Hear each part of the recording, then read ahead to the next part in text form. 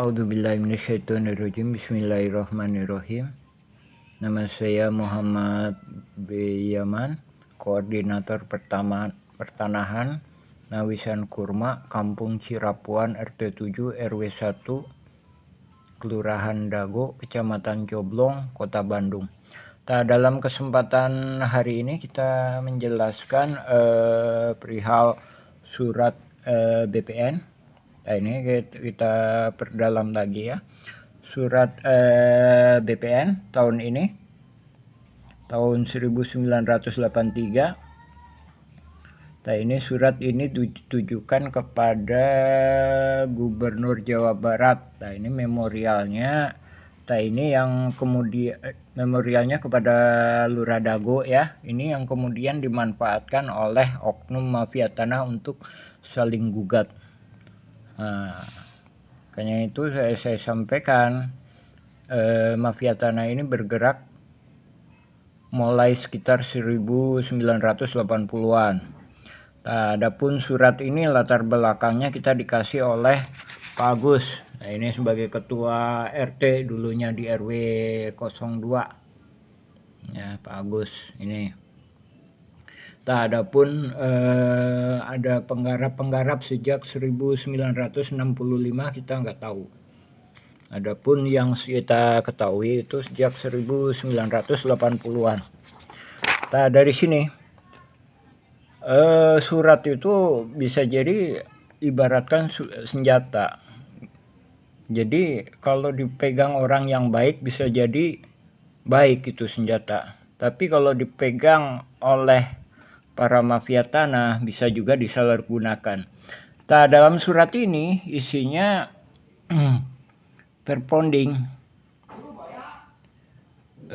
ada 4 ini nomornya. Terus juga dijelaskan di surat ini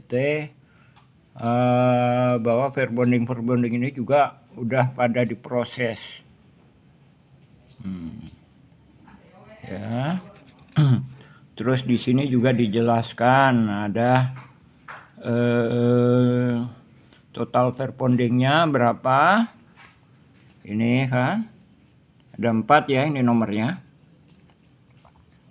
Terus di sini juga dijelaskan Nini Karim. Nah, ini Nini Karim, Yayasan EMA memohon dan disetujui oleh Pemkot Bandung.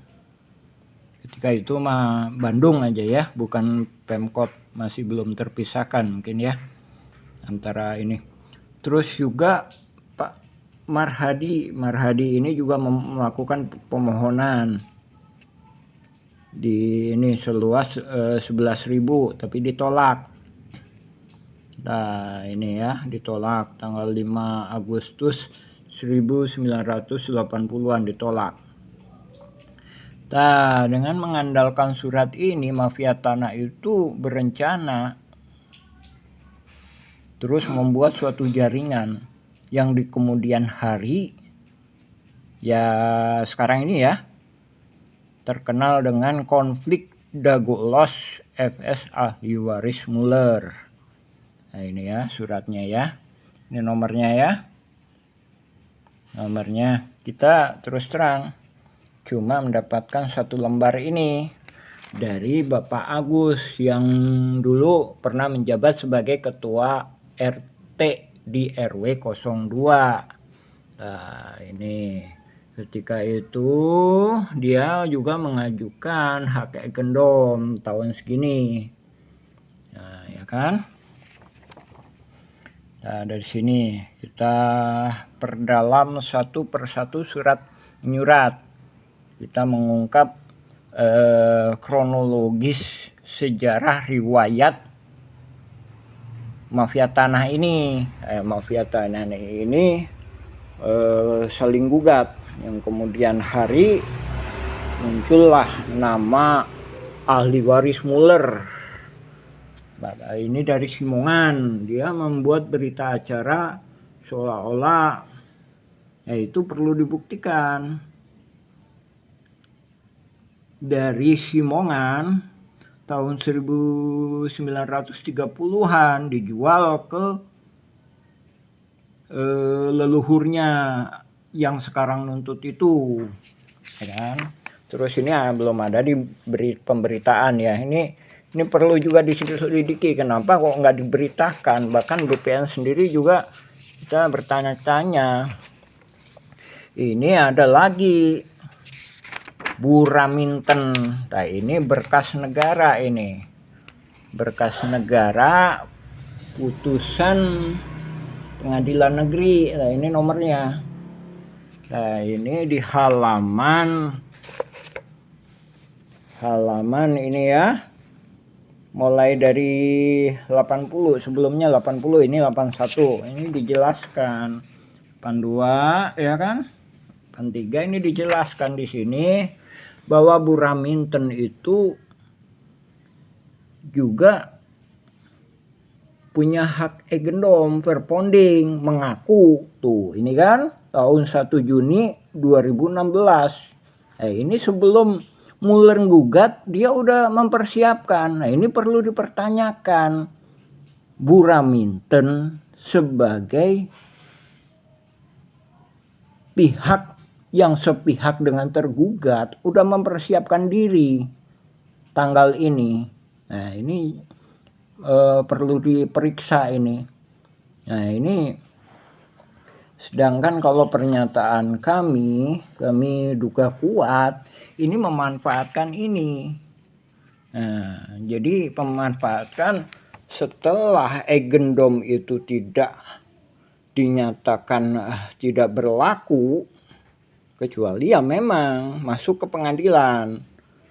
Tapi kenyataannya kan Buraminten sebagai pihak yang sepemahaman dengan Asep Makmun CS itu udah mempersiapkan lebih dulu. Nah, inilah skenario mafia tanah.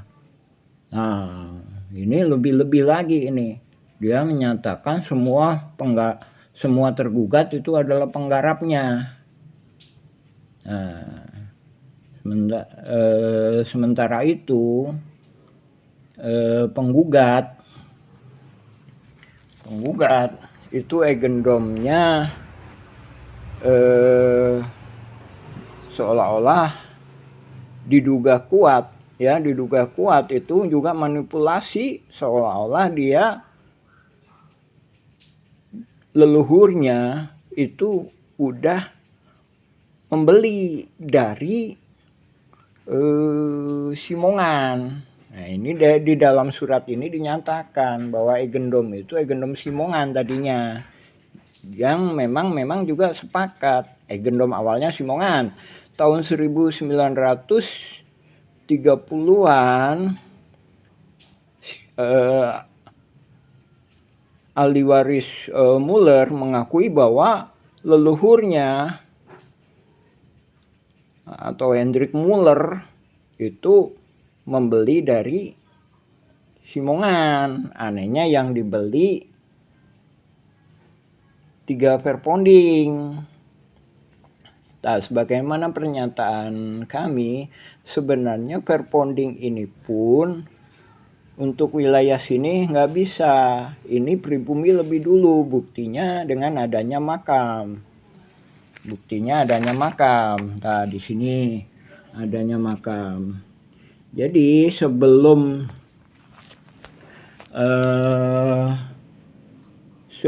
ini pun, sebelum Simongan datang pun tahun 1900-an itu pribumi di sini, di daerah PMI sini PMI ini. PMI. Habis itu disuruhlah ke sini. Begitu disuruh ke sini, ternyata Simongan ini nyerobot lagi. Simongan itu kan Belanda penjajah, robot lagi. Nah, akhirnya juga disepakati lah di sini, ya kan? Di sini, ini pribumi. Jadi di sini Nawisan dan beserta keluarganya, beserta pribumi lainnya. Nah, ini juga saudaranya Nawisan. Nawisan punya anak, Nek Okoh, Nek Emeh, Nek Eyong, Nek Ewung, Nek Emeh, ya kan? Nah, dari sini kan. Nah, dari sini juga udah ada pertentangan. Setelah Indonesia merdeka pun direbut kembali pribumi beserta tentara keamanan rakyat dan juga pemerintahan Indonesia. Ya, jadi kesepakatan damai, balik lagi kesepakatan damai itu, ini pabriknya Simongan di sini nih, atau yang sekarang disebut RW 2. Nah, ini. Sementara ini RW 1. Nah, ini RW 1. Kenapa? Karena ini juga termasuknya keluarga Nawisan. Ya. Nah, adapun Nawisan Kurma bukan berarti ini tanah Nawisan. Yang kita maksudkan tanah yang pernah diduduki pribumi yang bernama Nawisan. Mudah-mudahan penuh karoma itu ya. Silakan cek video dan blog-blog kami Nawisan Kurma atau Dago Ulos versi Kampung Cirapuan. Nah, ini kita berusaha menjelaskan pada dunia. Nah, ini adanya gugatan Muller ini udah merubah sejarah ini, merubah sejarah. Nah, ini Asep Makmun sendiri katanya dari Nini Karim, sebenarnya juga dia nggak jelas. Dia juga udah ngoper-ngoperkan.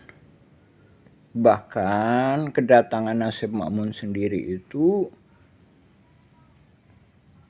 diajak sama bapaknya tahun 1960-an.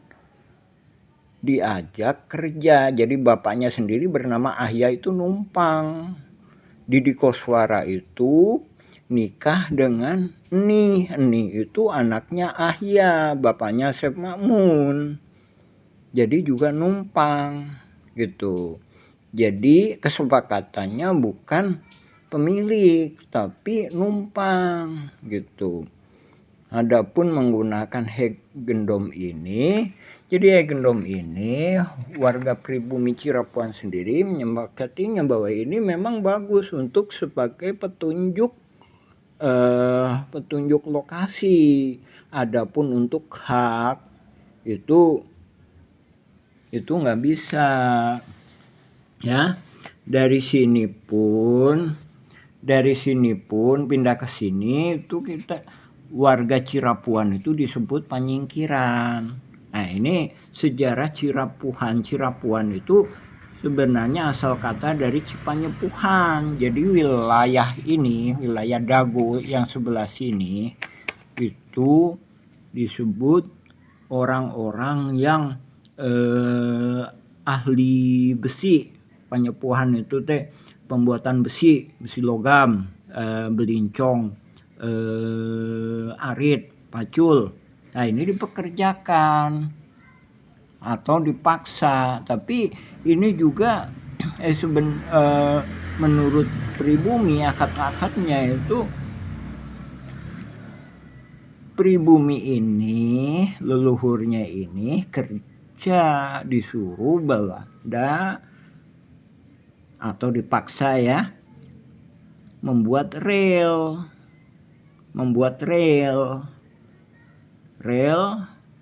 dari Bandung ke Purwakarta atau dari Bandung ke timur atau dari Bandung ke selatan, Padalarang ke barat dan sekitarnya. Selain itu, pribumi Cirapuhan ini berkebun. Nah, disinilah berkebun PMI ini. Kemudian digusur ke sini. Kemudian disepakati. Nah, ini Simongan. Pabriknya Simongan. Pabriknya Simongan di sini. Ini terminal. Nah, ini kantor pos. Nah, ini batasnya kantor pos. Pribumi di sini. Sementara Belanda ini di sini. Kemudian memang setelah pembangunan gua Belanda di sini kurang lebih gua Belanda ya. Itu kan komplek militer ya. Nggak boleh di pinggir jalan. Ya, jangan bayangkan ini jalan udah ada belum? Nah, tahun 1910-an ini masih istilahnya jalan rahasia lah, masalahnya ini komplek militer ya.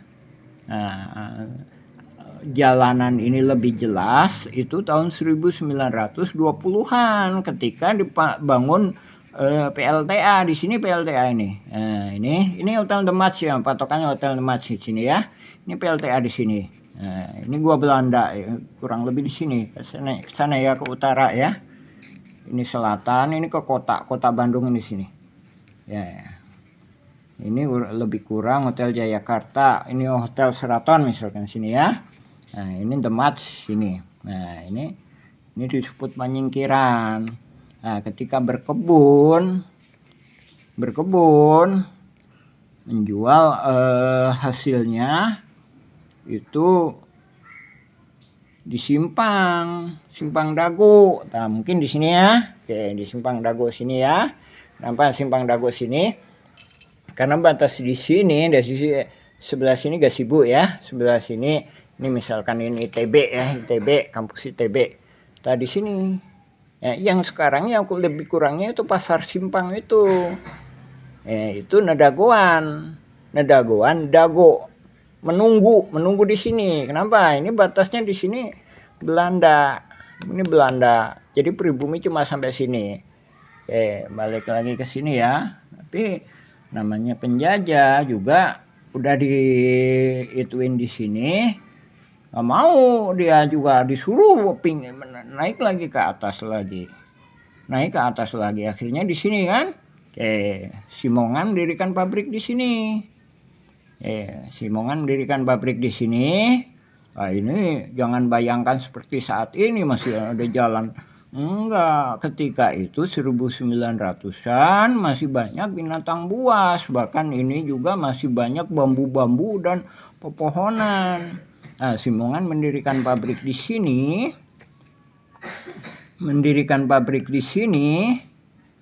Nah, pribumi mana di sini. Nah, Nawisan itu bersama saudaranya dan atau temennya. Kemudian di sini, nah ini leluhurnya Bu Iyos itu, Bu Iyos misalkan. Nah, ini Intar Juwanta itu di sini, Cirapuan Timur ini. Nah, ingat ya, Cipanyepuhan. Jadi Cipanyepuhan itu boleh dikata tempat pembuatan besi tempa. Bisa jadi orangnya ini. Jadi orang-orang inilah Bandung Utara ini disebut wilayah Cipanyepuhan, bahkan juga dianggapnya petani juga bisa. Jadi ibaratkan kayak gini, bapak misalkan, bapak atau ibu misalkan butuh perbaikan rumah misalkan, biasanya orang situ. Nah, seperti itu tuh. Nah, seperti itu. Jadi seolah-olah orang Cipanyepuhan ini dianggapnya ya tenaga lah, tenaga yang berkaitan dengan konstruksi, berkaitan dengan perkebunan. Nah, seolah-olah itu tadi ibu bapak misalkan itu tadi butuh bantuannya padahal perbaikan rumah ya. Minta tolong ke orang Cipanyepuhan, Cirapuhan lah gitu. Nah, jadi riwayat Cirapuan sendiri itu lebih tua. Nah, ini membuktikan adanya gugatan Muller sama Dagolos itu bisa merubah sejarah. Nah, ini perlu kita sampaikan, ini harus kita bongkar. Lagi ya, kita fokuskan menjelaskan ini ya.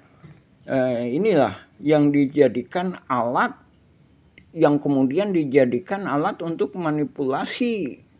Jadi pihak tergugat itu sama pegang Eigendom Verponding juga.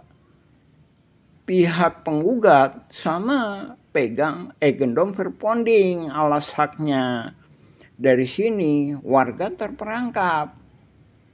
Jadi yang tergugat itu juga terperangkap. Jadi nggak punya kesempatan untuk merdeka atau mendapatkan hak pertanahan. Dan juga warga yang tidak tergugat juga sama. Dalam hal ini juga pemerintah juga dirugikan. Nah, tergugat menang, pemerintah dan warga Kampung Cirapuan itu dirugikan sekitar lebih kurang 100 miliar hingga 1 triliun. Ya, ini kalau penggugat menang. Nah, ini kayak sepak bola gajah. Jadi oknum-oknum ini mengusahakan supaya penggugat menang. Alhamdulillah udah Isya ya, kita sambung lagi ke bagian berikutnya. Ini riwayat surat BPN ya. Ini ingat ya, ini suratnya. Alhamdulillah. Assalamualaikum warahmatullahi wabarakatuh. Ini bagian pertama, kita sambung lagi insya Allah ke bagian selanjutnya. Alhamdulillah. Assalamualaikum warahmatullahi wabarakatuh.